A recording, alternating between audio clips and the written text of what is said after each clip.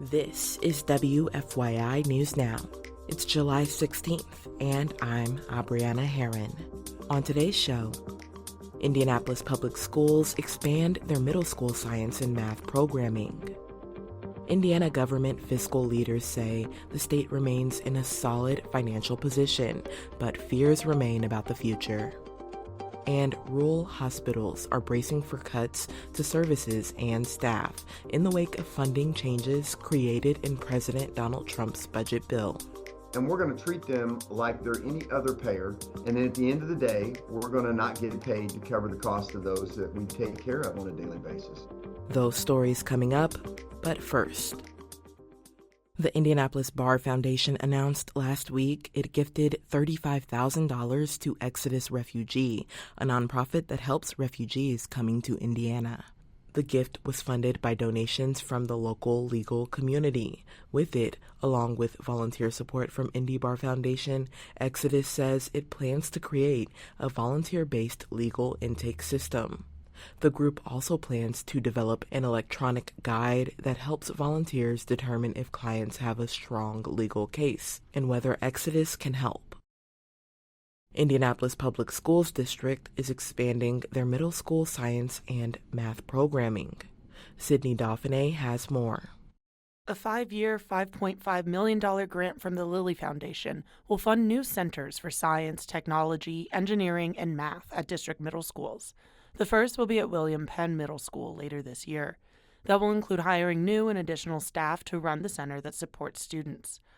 IPS Superintendent Alicia Johnson says middle school is the perfect time to intervene when students start to make career decisions. And we believe that Destination 2032 will change lives, not just by what our students learn, but in what they believe and who they believe they can become in their futures. In the next 2 years, the district plans to expand the STEM programming to Arlington Middle School. The goal is for those cohorts to feed into the STEM program at Arsenal Tech High School. I'm Drew Daudelin. Indiana government fiscal leaders say the state remains in a solid financial position as they close the books on the last fiscal year. Brandon Smith reports while the state finished its fiscal year in the black, fears remain about the financial future. Fiscal leaders say there were times the last couple of months they thought Indiana would end its fiscal year with a revenue deficit, but due in part to the timing of tax payments, State Comptroller Elise Nishala says Indiana ended with $336 million more than it spent and $2.5 billion in reserve. Hoosiers can remain confident that our financial footing is stable, despite a year marked by economic fluctuations. Going forward, State Budget Director Chad Ranney says his office will analyze the potential impact of the recent federal tax and spending cut package on state finances. At the moment, there's quite a bit of uncertainty. Ranney says budget reserves will ensure the state can maintain high level of services. I'm Brandon Smith at the State House.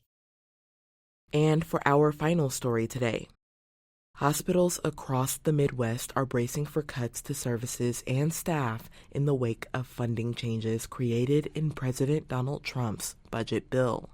As Ben Thorpe reports, rural hospitals could be most impacted, many of which have already been financially struggling and are at risk of closure. Medicaid work requirements in the budget bill won't take effect until the end of 2026, but are expected to cut some 1 million people in the Midwest off of Medicaid. For hospitals that serve a large number of patients who are on Medicaid, those changes are likely to mean reductions in compensation and ultimately cuts to services or staff. Rob Micklin is the CEO of Good Samaritan Hospital in Vincennes, Indiana. He says people without coverage will still come into the hospital. And we're going to treat them like they're any other payer. And then at the end of the day, we're going to not get paid to cover the cost of those that we take care of on a daily basis. Micklin says services like birthing centers, where over half of patients are covered by Medicaid, are likely to be at risk, forcing pregnant women to drive further to access care. I'm Ben Thorpe. That's all for today's episode of WFYI News Now. Our podcast is produced by Drew Daudelin and Zach Bundy, with support from the news team at WFYI and public media journalists across the state. Our news director is Sarah Neal-Estes. Kendall Antron produced our music, and I'm your host, Abriana Herron.